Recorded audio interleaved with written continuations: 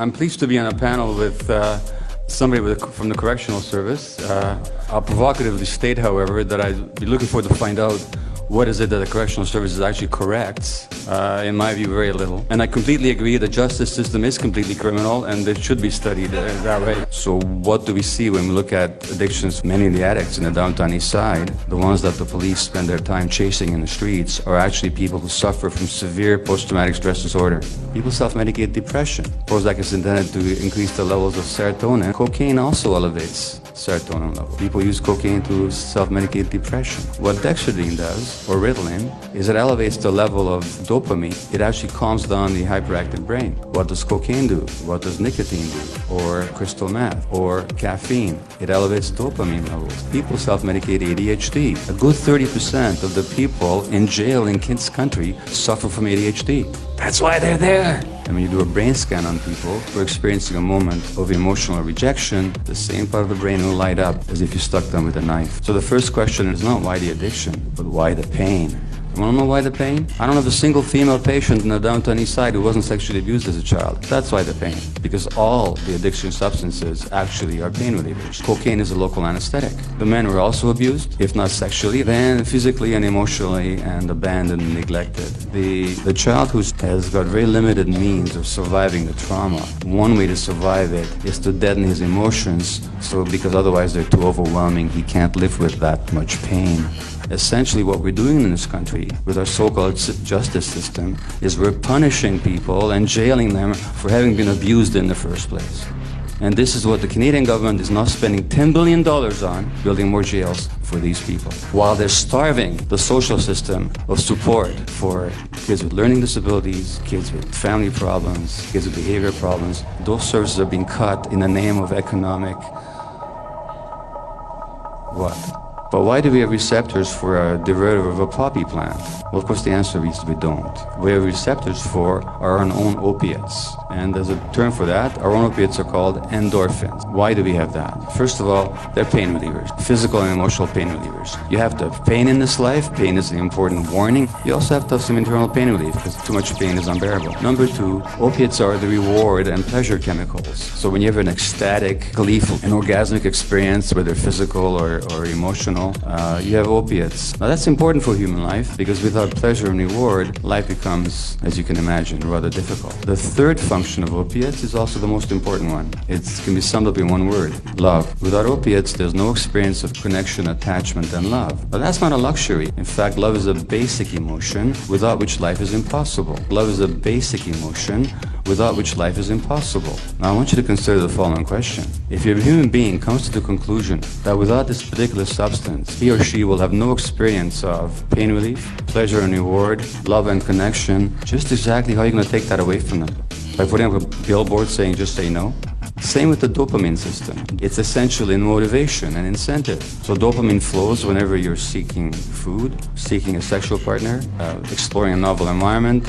Food seeking will increase your dopamine levels by 50%, sex by 100%, a shot of cocaine by 300%, and crystal meth by 1200%. Now imagine a kid then who comes to the intuitive conclusion that without that chemical, he has no experience of vitality, curiosity, aliveness, motivation, incentive. How are you going to take that away from him? By putting him in jail? By punishing him?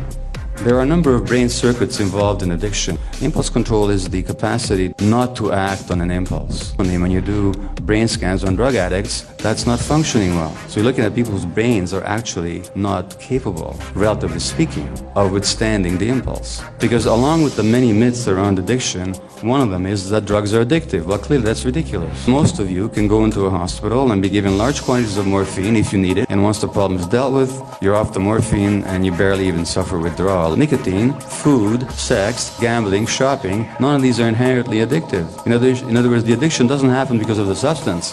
So the whole emphasis of the legal apparatus on interdicting the substance is completely beside the point. The real issue that I'm raising here is what makes somebody susceptible. It turns out that the human brain, for the most part, develops under the impact of the environment. The person's stress response. It's when people are stressed that they go off and do something harmful to themselves, like eat too much or do a drug. The stress regulation mechanism of the child's brain is actually programmed because the dopamine receptors of the brain depend on the emotional states of the mother during pregnancy and early in life. The necessary condition for the development is the presence of non-stressed, non-depressed, emotionally available parenting caregiver, which is precisely what the addict never had. What's adverse childhood experience? Physical, sexual, or emotional abuse, death of a parent, a rancorous divorce, violence in the family, addiction in the family, a parent being jailed. For each of these adverse childhood experiences, the risk of addiction in the adult goes up exponentially. So that by the time a male child has had 6 of these adverse childhood experiences, his risk of becoming a substance-dependent addict is 4,600% greater at 46-fold increase based on childhood adversity. These are then the people whose brains are susceptible, who are lacking the systems fully developed. When they meet a substance, it's the answer to the life's prayer. One sex trade worker, she said, the first time I did heroin, it felt like a warm, soft hug. That's exactly what it was. It follows, therefore, that choice has nothing to do with it. It's all based on early experience. Genes have nothing to do with it. I shouldn't say nothing. There are genes that predispose to certain behaviors. Predisposed, though, is not the same as predetermined. So the media loves these genetic stories. So as soon as somebody discovers the alcoholism gene, it goes on the cover of Time magazine. 3 years later, it turns out that nobody discovered anything of the sort. That goes in some back little article on the violence genes. Kids who are violent are more likely to have a certain genetic variant. But it turns out, if these kids are brought up in families without violence or abuse, they're less likely to be violent than others. So it takes a combination of abuse and that gene to create the violence. Same with addiction. So genes don't determine. In fact, there's a whole science called epigenetics. The influences that override genetics are far more important than what the genes say themselves. So the genetic argument and the choice argument are simply cop-outs that prevent us from looking at what actually happens. Nothing genetic about it. There were addictive substances in North America prior to the coming of the Caucasians. Peyote, there was tobacco, there were even alcoholic spirits. There was no addiction. After that massive dislocation, historical horror that befell the Aboriginals in North America, that's when addiction becomes their response to all the pain. So when I go to native communities now, the trauma now is entrenched in the generations. It's passed on multi-generation, are destroyed when their lands are taken away, when their movement is restricted. And then on top of that, when they experience generations of sexual abuse in the Christian-run residential homes. In Thunder Bay, there was a woman there from a reserve nearby. She said that in our observation, there are 188 people, 133 are addicted. And it's simply a legacy of what happened to them and what continues to happen to them. Again, the assumption when it comes to addictions is that these people have to hit rock bottom, they have to be punished and so on, then they'll see the light. No, they don't. What's rock bottom for somebody who lives in the downtown east side with HIV, having lost everything? What's the rock bottom that they're going to have to hit? People don't need rock bottom, they need the very opposite. They have to have some confidence, some hope of victory.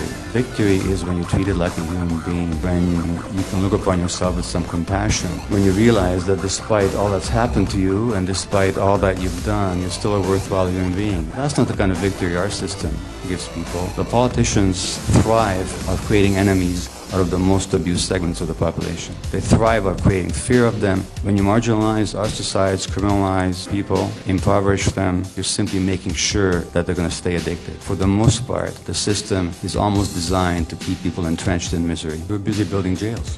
We have to get our priorities straight, right? The British Columbia government cut programs for addicted youth in the north.